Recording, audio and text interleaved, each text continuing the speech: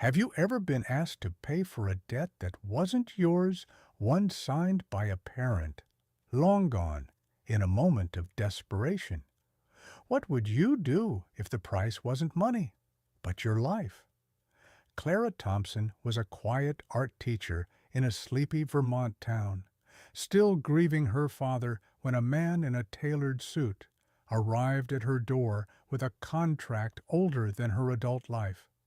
Her father's debt had come due, and the collateral was her no courtroom, no arguments, just a signature that changed everything overnight.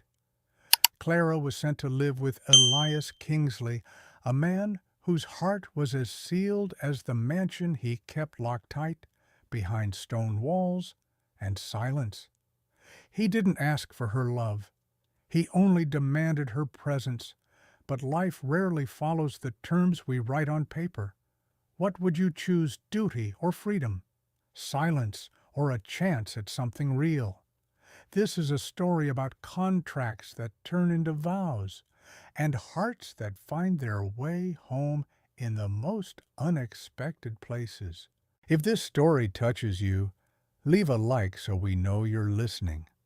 It was a Wednesday morning in early April, the kind of morning when the sun filtered through half-drawn curtains and the air smelled faintly of toast and spring. Clara Thompson stood by the window of her modest kitchen, cradling a cup of black coffee in both hands. Outside, her mother, Ruth, was tending to the daffodils along the front fence. It was peaceful in that small town in Vermont, too peaceful to know that life was about to shift like plates beneath the earth. The knock on the door was firm, too purposeful to be the neighbor boy selling cookies again. Ruth stood up, brushed dirt from her apron, and walked toward the door. Clara watched from inside, a slight crease forming between her brows. Something about the figure on the porch, the tailored suit, the polished shoes, the way he didn't fidget, set her nerves on edge. "Clara," Ruth called softly, her voice unusually tight. "Come here a minute." Clara set her mug down and stepped into the foyer, her eyes narrowing when she saw the envelope in Ruth's hands. Heavy, cream-colored, with a wax seal she didn't recognize. "Who's it from?" she asked. Ruth hesitated, her fingers trembling as they held out the letter. "It's from the Kingsley family."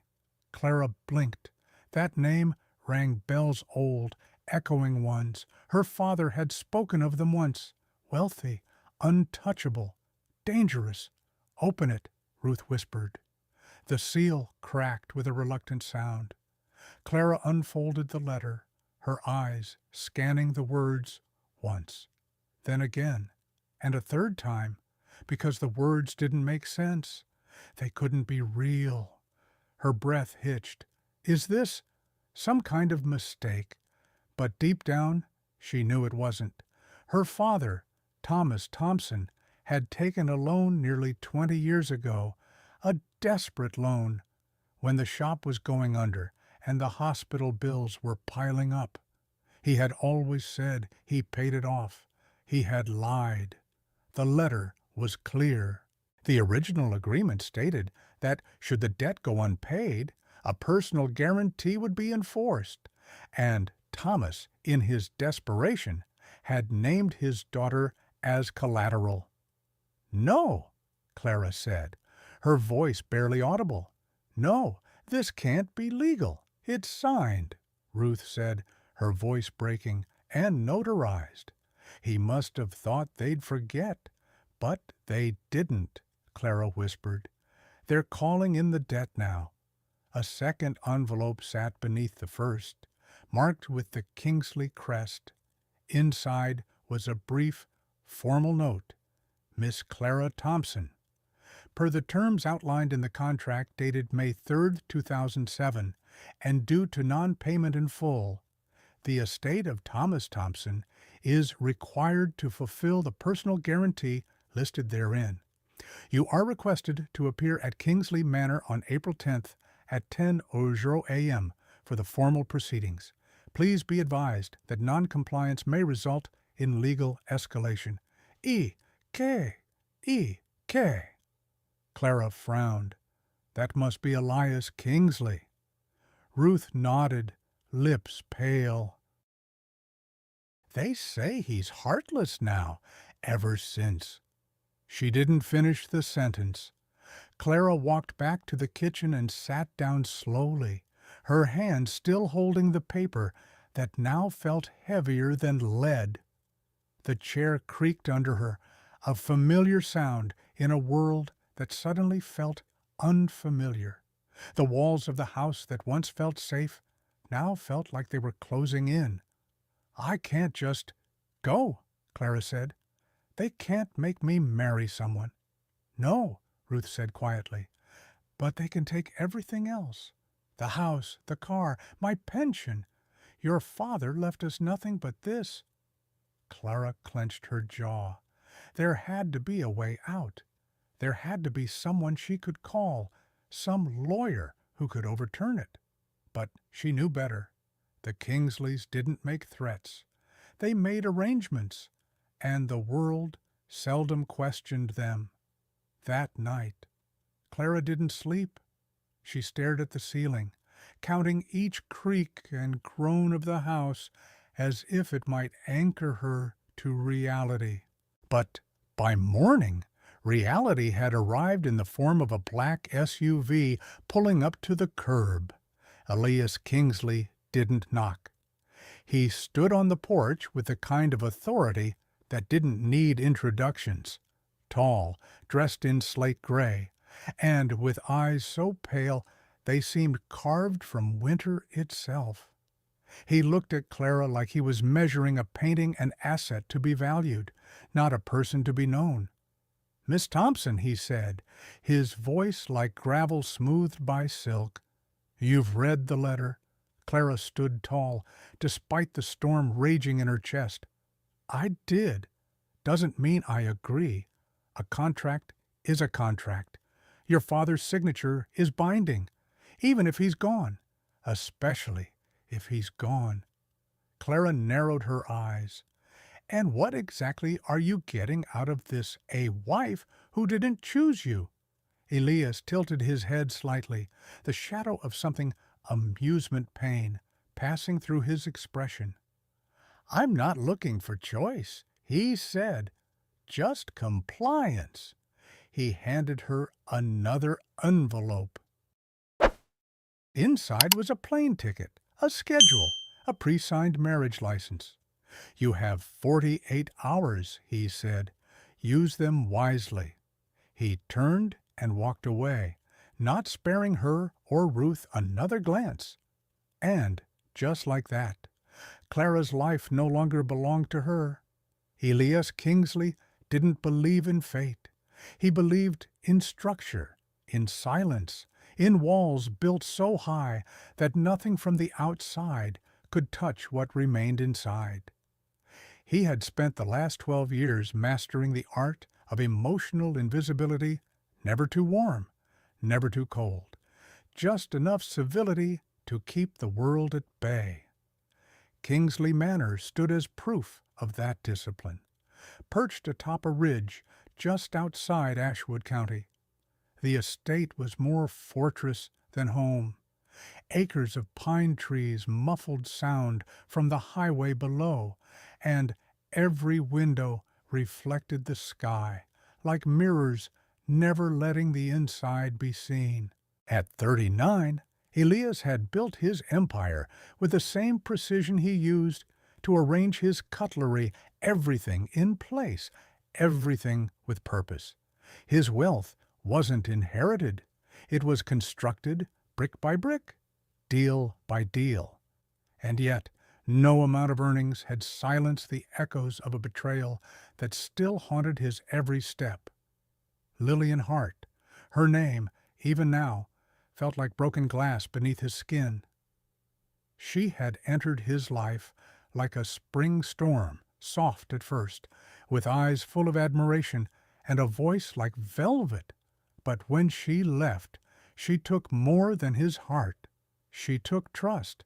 She took pieces of him he hadn't realized were so easily lost.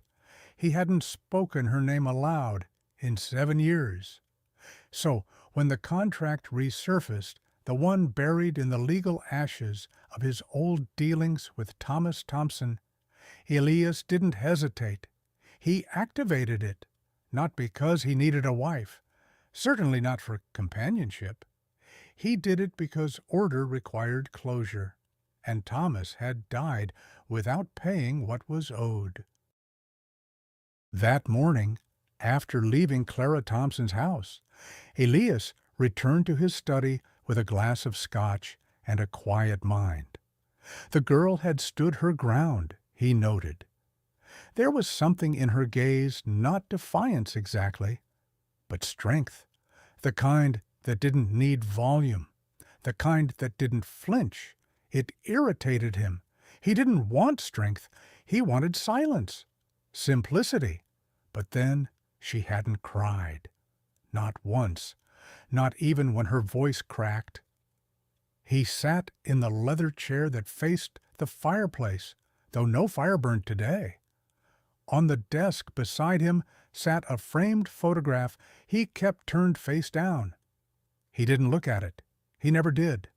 Instead, he pulled out the contract again. Thomas's signature was as wild and desperate as Elias remembered. Next to it, a smaller, neater one, Clara's birth record, folded in with the original documents. She had been 10 when it was signed. 10? For a brief second, he felt something, an old flicker of guilt. Maybe, but he snuffed it out like a match. This wasn't about Clara. It was about the debt. Still, that night, he couldn't sleep. Clara arrived at Kingsley Manor 2 days later. The town car pulled up just as the morning fog began to lift, and she stepped out with a single suitcase and eyes that scanned the manor like it was a painting she wasn't sure she liked. Elias watched from the upper landing. She was dressed plainly jeans, a navy coat, a cream scarf wrapped around her neck. No makeup, no performance, just presence. She looked up and saw him. Their eyes met for a heartbeat too long. Downstairs, he greeted her with formality. "Miss Thompson, Mr. Kingsley, welcome."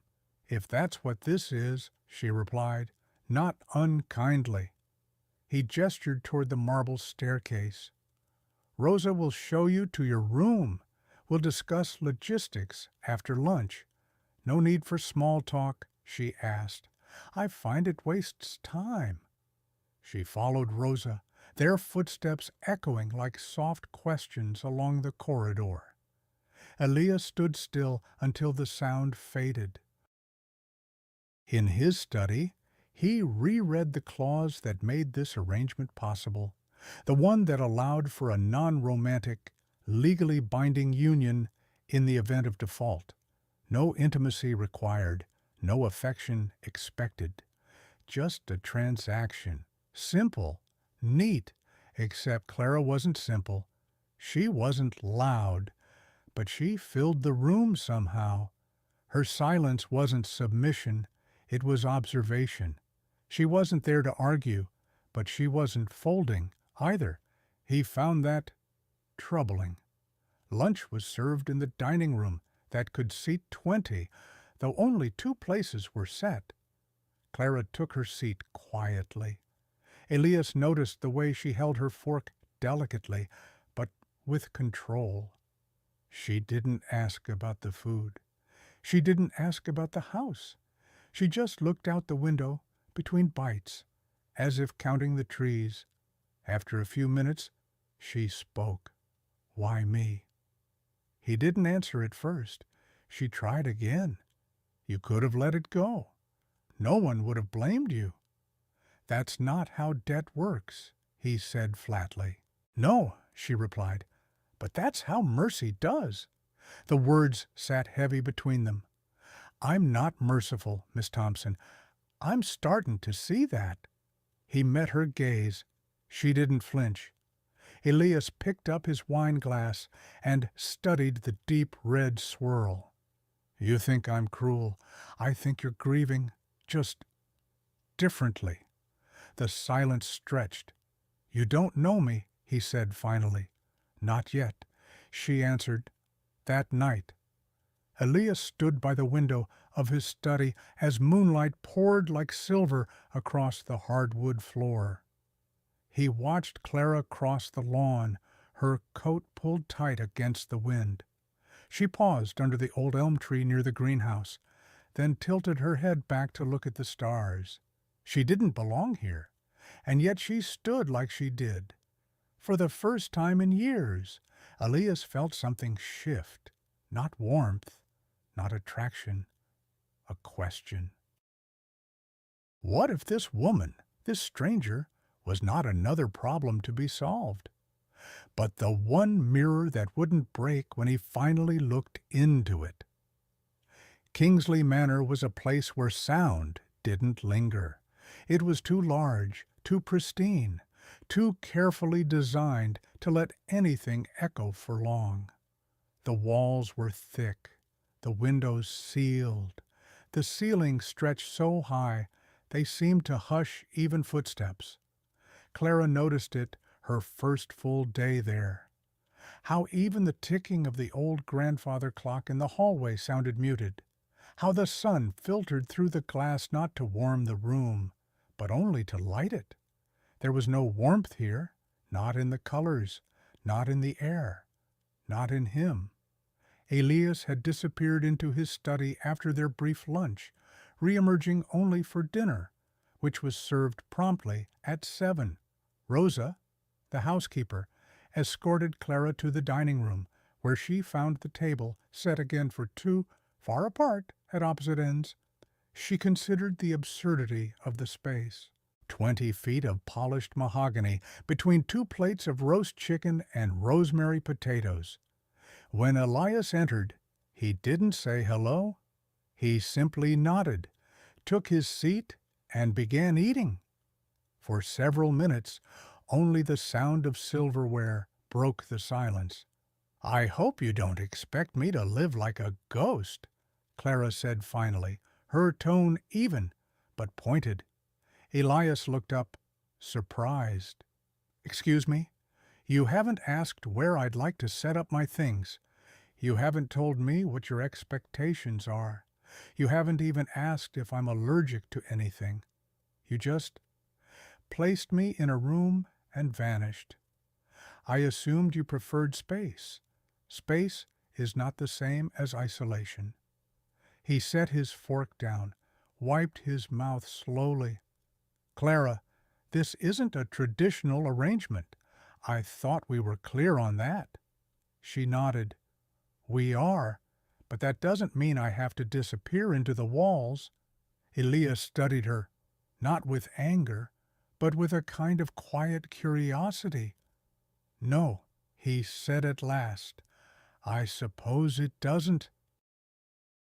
She didn't press him further, but that night, in her room, lavish, pale, and cold, Clara sat by the bay window wrapped in an oversized sweater and wrote in her sketchbook. Not words, just lines, loops of charcoal that spilled across the page, too abstract to name, but full of feeling. She missed her old life, her students, the hum of chatter, and the mess of paint-splattered desks. She missed knowing where she belonged.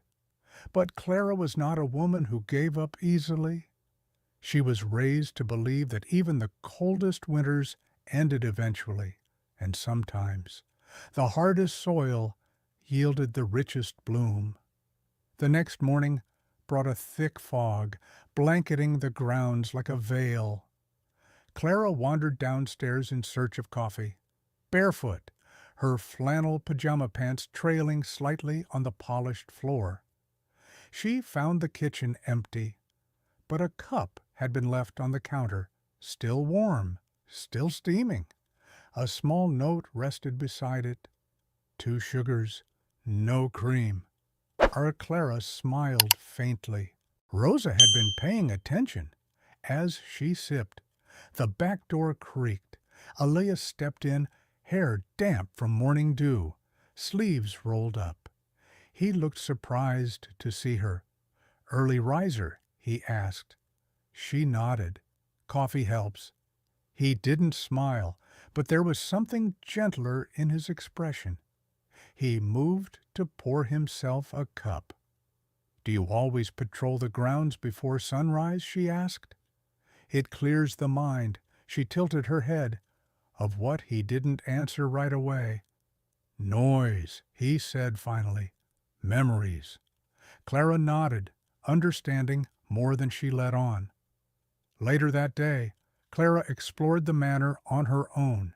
Each hallway told a story, the long, arched corridor lined with old oil paintings, none of them labeled. The library, untouched and majestic, with a leather chair worn soft by years of someone's weight, and a small greenhouse on the east side, its glass panels fogged from the humidity inside. She stepped in carefully, inhaling the scent of basil and jasmine. It was the first place that felt alive. That evening, she mentioned it to Rosa. The greenhouse, Rosa said, her voice tinged with affection. That was his mother's place. She used to spend hours in there. Elias keeps it up, though he pretends he doesn't care. Why pretend? Because caring means remembering. Clara thought about that for a long time. The third dinner was quieter, but not as cold. Elias asked a question. "How long have you taught art?" 7 years, Clara replied. "I loved it. Still do." He nodded, sipping his wine. "You must miss your students." "I do. They never judged the world. They just painted it." There was a pause, a shift in air. "You don't talk much about yourself," he said. Clara smiled. "I haven't had many invitations." He looked like he wanted to respond, but didn't. The next afternoon, Clara found herself sitting on a bench in the courtyard, sketching the bare branches of a dogwood tree. Elias approached, not with intention, but with curiosity. "You draw every day most days. It helps me understand things I can't say out loud." He glanced at the page. "You're talented." Clara looked up, slightly surprised. "Thank you." They sat in silence for a moment. Then he said, almost without meaning to, "You remind me of someone." She turned to him, her voice soft. "Who?" He looked away. "Someone I lost." Clara didn't press. Instead, she said, "You seem like someone who has a lot he hasn't said." Elias's jaw tightened. Silence is safer for who he didn't answer. That night, Clara lay in bed, staring at the ceiling. She could feel something shifting, not in the house, but in him, like a room locked for years that someone had just cracked open. But she also knew walls like his didn't fall with kindness alone. They crumbled with truth, and sometimes with pain. The snow had melted early that year. By mid-April, the garden behind Kingsley Manor had begun to stir buds, nudging their way into light. The air filled with the earthy scent of thawing ground. Clara stood by the greenhouse one morning, gently watering a row of basil seedlings. The glass overhead caught the sunlight, casting rippled shadows across her arms inside the house. Silence still ruled, but something had changed. Elias no longer vanished after dinner. They had begun sharing breakfast, still quiet, but not cold. He asked about her drawings. She asked about his walks. Neither said much, but what they did say began to carry weight. It was almost peaceful, until the past came knocking. Rosa found her first at the front door, standing with the poise of someone who believed the world owed her nothing less than awe. Lillian Hart. She hadn't aged poorly. Her hair was still perfectly styled, her clothes tailored within an inch of perfection. But there was a sharpness in her eyes now, a practiced vulnerability that fooled only those who hadn't met her before. "I'm here to see Elias," she said, voice like warm honey laced with poison. "I'm afraid Mr. Kingsley didn't mention an appointment," Rosa replied, polite but firm. "Oh, Rosa?" Lillian smiled, stepping forward uninvited. "We both know I never needed an appointment."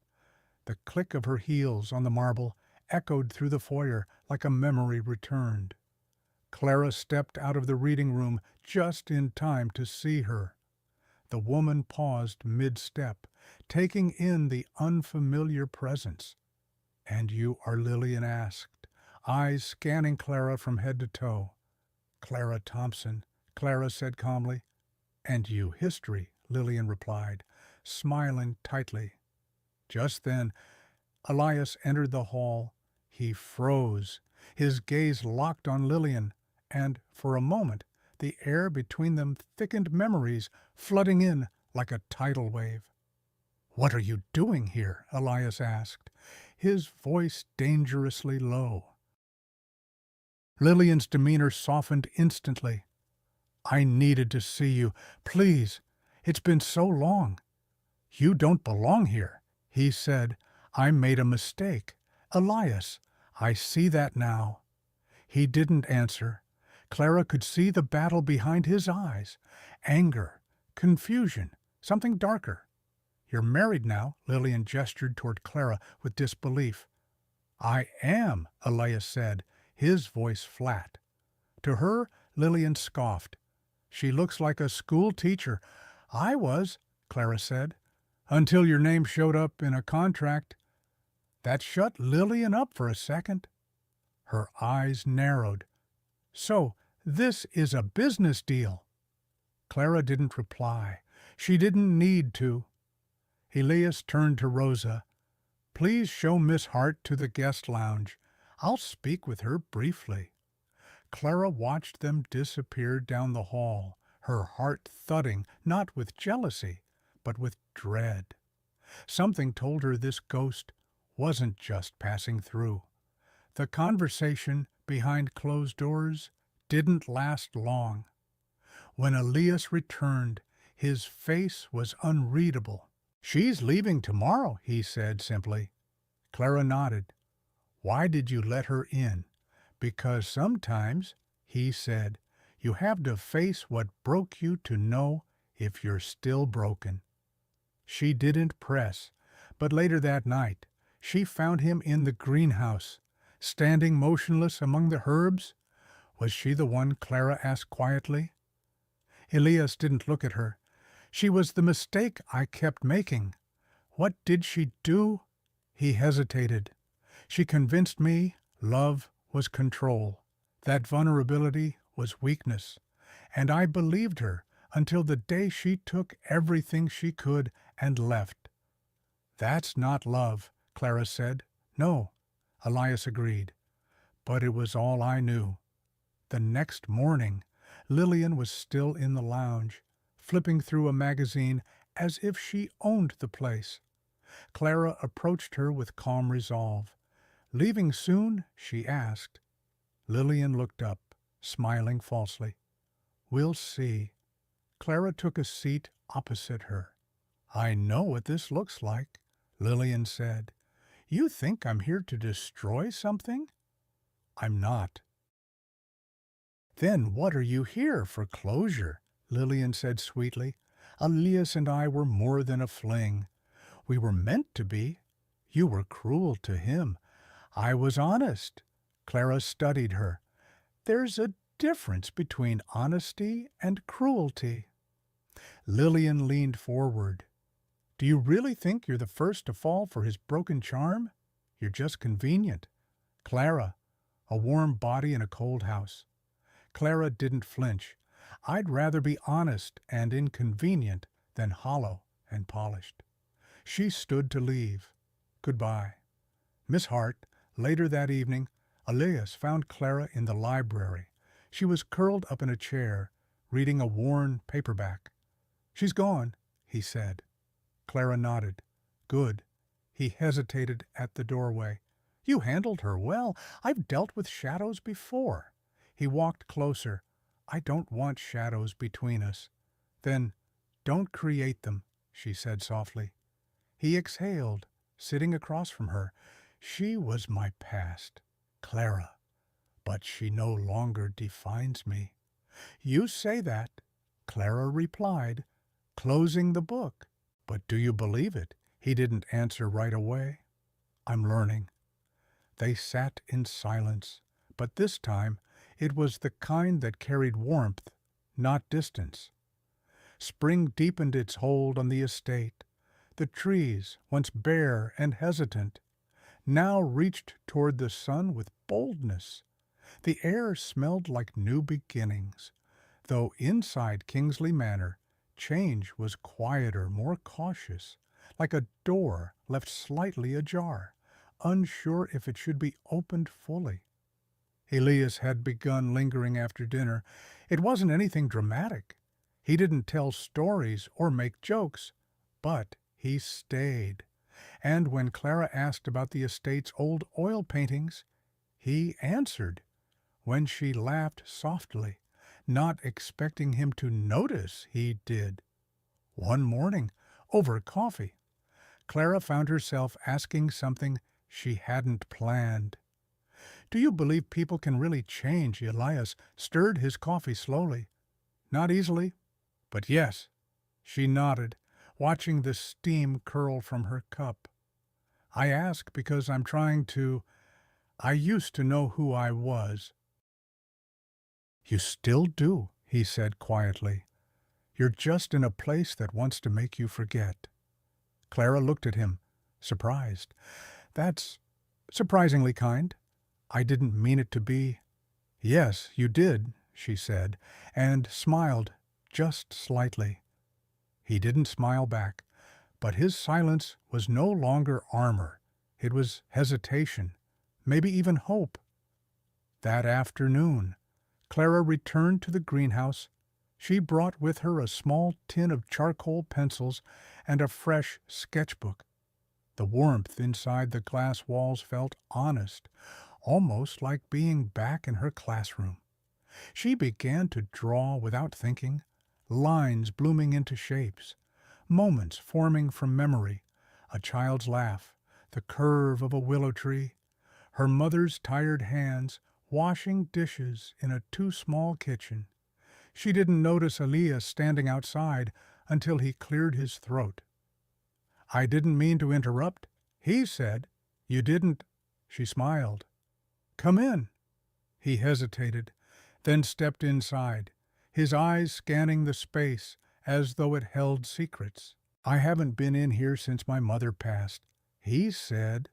Clara's smile softened. I can feel her in here. Everything's still alive. Elias nodded slowly. She used to talk to the plants, said they listened better than people. I think they do. He glanced at her sketchbook. May I? Clara hesitated, then turned it toward him. He flipped slowly through the pages, portraits of children, trees in various stages of bloom, glimpses of rooms filled with quiet love. These are beautiful, he said simply. They're just sketches. They're more than that. They see things others don't. Clara looked at him, then not just looked, but saw him. Is that why you hide? She asked gently. Because being seen means being known. Elias closed the sketchbook carefully, as if afraid to crease the truth. People leave when you let them in, he said. Or they stay because you do, she countered. He met her gaze, and for once he didn't look away. Over the next few days, small moments began to weave something quiet but meaningful between them. Elias brought her tea in the evening, always just how she liked it, 2 sugars, no cream. Clara left a bookmark in one of the library books she knew he was reading, a pressed daisy tucked between the pages. They didn't talk about what was happening, they just let it. But there were moments when the silence broke and the truths beneath came spilling out. One evening, Clara found Elias on the back porch, staring at the horizon as dusk painted the sky in muted golds and blues. She sat beside him, waiting. "My father used to sit here," he said eventually. "He taught me everything about power, how to keep it, how to fear losing it." "Did he teach you how to love?" Clara asked. Elias let out a breath, somewhere between a laugh and a sigh. "No. He said love was a weakness that made men fools." Clara rested her hands in her lap. Then maybe he was afraid. He was of dying, of being forgotten.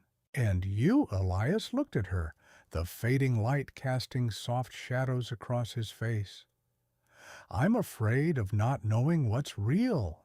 Clara reached over, not to take his hand, but to place hers beside it, close enough to feel the warmth. "You're not the only one." That night, Elias couldn't sleep. He walked the halls of Kingsley Manor like a ghost retracing his own footsteps. In the library, he found the sketch Clara had left behind, a half-finished drawing of the manor's south window, sunlight bending through it like hope. It wasn't perfect. It was raw, alive, and it moved him in a way he couldn't explain. The next morning, Clara woke to find a small note tucked beneath her breakfast plate. "Meet me at the greenhouse. Noon." She arrived on time, half curious, half nervous. Elias was waiting inside, holding something wrapped in linen cloth. "I thought it was time I shared something," he said. He unwrapped the bundle, slowly revealing a small wooden box, worn but beautifully carved. "My mother's journal," he explained. "I found it after she passed. I've never shown it to anyone." Clara opened it carefully. Inside were pressed flowers, hand-drawn sketches, and pages of flowing script, notes about planting, healing herbs, thoughts on life and loss. She believed in softness, Elias said. "In growing things." "She would have liked you," Clara whispered. "She would have loved you," he replied, almost too softly to hear. Clara looked up at him, eyes wide. And just like that, one of the cracks in the wall turned into a door. The storm rolled in without warning. One moment, the skies were pale and gentle. The next, they darkened like spilled ink across parchment. By mid-afternoon, thunder was grumbling low in the distance, and the air tasted of electricity and memory. Clara stood by the library window, watching the trees bend and shudder under the weight of approaching wind. Rain was falling in sheets now, blurring the edges of the world outside. She should have felt safe in a house so grand, so thick-walled, but something in the air made her skin crawl. Rosa had left early that day. Her sister had taken ill, and Clara insisted she go. Elias was downtown at a board meeting, not expected back until evening. The manor, for all its size, felt suddenly too quiet, too still. Clara moved from room to room, trying to shake the unease. She lit a few candles, read half a page, made herself a cup of chamomile tea. Still, the sense of being watched clung to her like static. It was just nerves, she told herself. until she heard the glass shatter. She froze. It came from the east corridor, one of the sitting rooms rarely used. The sound was unmistakable, the sharp, cruel music of something breaking. Clara set down her cup, heart pounding. She moved cautiously, her feet barely making a sound on the hardwood floors. As she reached the hall, she paused. The room ahead glowed faintly lamplight. Maybe, but no one was supposed to be home. No one. She stepped closer, and that's when she saw her. Lillian Hart, soaked to the bone, mascara streaked, fury dancing in her eyes like lightning behind clouds. "You really thought you won," she hissed. Clara stood her ground. "What are you doing here?" Lillian's laugh was unhinged, wild. "Elias didn't tell you I still have access. Keys, codes." He changed the locks once, then changed them back. "You broke in?" Lillian waved her off. "You don't get it. You're not the first. You're not the last." Clara's voice remained steady, but her fingers curled tightly at her sides. "Leave. You think he loves you." Lillian stepped forward, her heels slipping slightly on the wet floor. "You're just the quiet between his storms." "No," Clara said firmly. "I'm the calm after yours." Lillian's hand shot out, knocking a vase from the mantel. It shattered into 100 glittering pieces. Clara didn't move. "You should go before you add police records to your resume." "Don't test me." But just then, a second voice cut through the hallway. "I think you've done enough damage for one lifetime. Elias." He stood at the end of the corridor, rain clinging to his coat, hair dripping, eyes full of something Clara couldn't name. Rage. Yes, but also fear. "Get out," he said to Lillian. Her eyes widened, lips parting. "You're choosing her. After everything we had, you never gave me anything real." He said. She did. Lillian trembled, then turned sharply and stormed past them, out the front door, vanishing into the storm she'd arrived with. Silence followed. Elias stepped forward. "Are you okay?" Clara nodded, but the tremor in her shoulders betrayed her. She was waiting inside. She knew how to get in. Elias's hands clenched. "I should have changed everything. I should have—" "You didn't know. I should have protected you." "You did," she said quietly. "You came back." He looked at her then, really looked, and something inside him cracked. "I was terrified I'd lose you before I even let myself want you." Clara stepped toward him.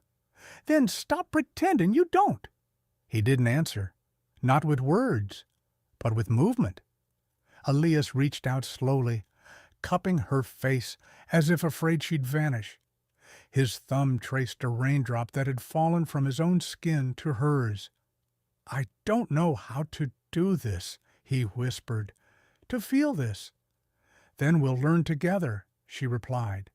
And he kissed her, not with hunger, not with dominance, but with need, with the desperate softness of a man who hadn't touched joy in years, and a woman who hadn't trusted anyone in just as long.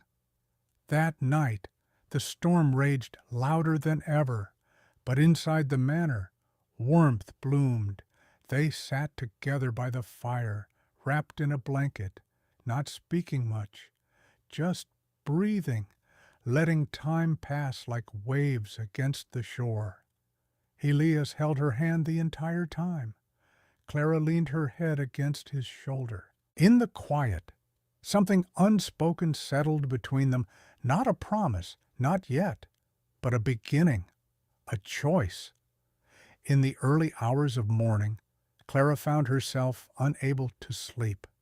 She stepped into the kitchen for water, only to find Elias already there, shirt untucked, staring out the rain-speckled window. "You okay?" she asked. He turned. "You should be asking yourself that." Clara walked to him. "I'm fine. Just shaken." "I never wanted this for you," he said. She smiled. "Then let's want something new." Elias looked at her, wonder and disbelief mingling in his eyes. "Why aren't you running?" "Because for the first time in a long time," she said softly, "I don't want to." Morning arrived slowly after the storm. The air outside was thick with dew, and a hush blanketed Kingsley Manor as if the house itself needed rest. The broken vase had been cleared, the door locks were changed, but remnants of the night before still hung in the corners of Clara's chest, like cobwebs spun from doubt. She sat at the breakfast table, her tea growing cold. Across from her, Elias stared at his untouched toast. Neither had said much since waking. Something had shifted between them, and though it wasn't unwelcome, it was delicate. A new layer of closeness, raw and exposed. The silence that morning was not the same silence they once shared. This one was full of unspoken feelings, fragile, uncertain, real. Elias was the first to break it. "I've never let anyone stay this long." Clara looked up. "Because they didn't want to? Because I didn't?" He paused, his eyes finding hers. "But you're still here, and I don't know what to do with that." Clara folded her hands gently. "You don't have to do anything. I do," he said, "because I want you to stay, and that scares me." She gave him a soft, sad smile. "It scares me, too." Later that afternoon, Clara wandered into the garden alone. The storm had left petals strewn across the gravel, tiny bursts of color against the gray. She knelt beside the roses, brushing fallen leaves away from the soil. "You're stronger than you look," she whispered to one of the blooms. "You all are." Behind her, footsteps crunched lightly. "I always thought they were fragile," Elias said. "They bend," Clara replied, "but they don't break." He nodded, kneeling beside her. "I'm sorry about last night," he said, "for letting her get that close, for not keeping you safe." "You did keep me safe," she answered. "But, Elias, this isn't about what Lillian did. It's about what we're building, and whether we're brave enough to trust it." He looked at her, his jaw tense. "What if I'm not?" Clara reached for his hand, lacing her fingers through his. "Then we start small, a little each day." That evening, Elias sat alone in the study. He held his mother's journal again, flipping through her neat handwriting, her drawings of root systems and moon phases and herbal tinctures. She had believed in healing, in restoration, even in herself when others didn't. He remembered her voice once saying, "Don't let one wound define your whole skin." But hadn't he? Elias glanced toward the door, then back at the journal, and suddenly he was no longer afraid of what it meant to feel again. Upstairs, Clara stood in front of the mirror in her room. She didn't recognize the woman looking back, this version of herself who was still afraid, but no longer running, who had stopped asking for permission to feel. Her life had changed, not with violence, not even with love, but with presence, with staying. That night, they met again in the kitchen, both restless, both too full of thought to sleep. Elias poured tea. Clara brought a blanket. They sat on the floor like two kids hiding from the world. "I used to think love looked like chaos," he said. "Big gestures, wild declarations. things that made your heart race. And now Clara asked, I think love might look like this. She didn't speak for a long moment. Then she leaned her head on his shoulder and whispered, Me too. Summer came quietly to Ashwood County, as if not wanting to startle the delicate peace that had settled over Kingsley Manor. The days grew longer, the gardens fuller. Roses bloomed where once there were only thorns. Clara's sketchbook grew thick with memories. The halls of the house once filled with cold and silence now carried laughter, footsteps, the murmur of soft conversation over morning coffee. Elias changed, too. Not all at once, not dramatically, but slowly, like soil softening after frost. He started joining Clara in the kitchen to cook. He began reading poetry, never aloud, but she'd find his books open, pages dog-eared. He no longer walked the halls alone at night. He walked with her. One evening, they sat on the back porch watching fireflies dance across the lawn. Clara sipped wine from a mason jar, her bare feet tucked beneath her. I used to dream of a big wedding, she said. Church bells, lace, too many flowers. Elias glanced at her, one brow raised. She smiled. Funny how none of that mattered. He nodded. What matters now? Clara turned to face him. That it's real. He reached into his coat pocket and pulled out a small velvet box. Her breath caught. I don't have the words, Elias said softly, but I think I've found the feeling. Clara opened the box. Inside was a simple gold ring, no stone, no embellishment, just a circle. Endless, eternal. I don't want a contract anymore, he said. I want a choice. Tears welled in her eyes. Yes, she whispered. I haven't asked yet, he said, smiling faintly. You don't have to. But he did anyway. Clara Thompson, will you marry me again, not because of debt or duty, but because you are the only thing I have ever been certain of? She laughed, tears slipping down her cheeks. Yes, 1,000 times. Yes. The second wedding was nothing like the first. There were no lawyers, no heavy silence, just light, warmth, and people who mattered. Rosa officiated, her voice steady despite the tears in her eyes. Elias stood with Vincent, his oldest friend, and legal counsel by his side. Clara's mother, Ruth, held a bouquet of wildflowers, smiling with quiet pride. The ceremony took place in the greenhouse, where love had first bloomed. Elias wore a soft gray suit. Clara, a dress she'd sewn herself, ivory linen with embroidered vines along the hem.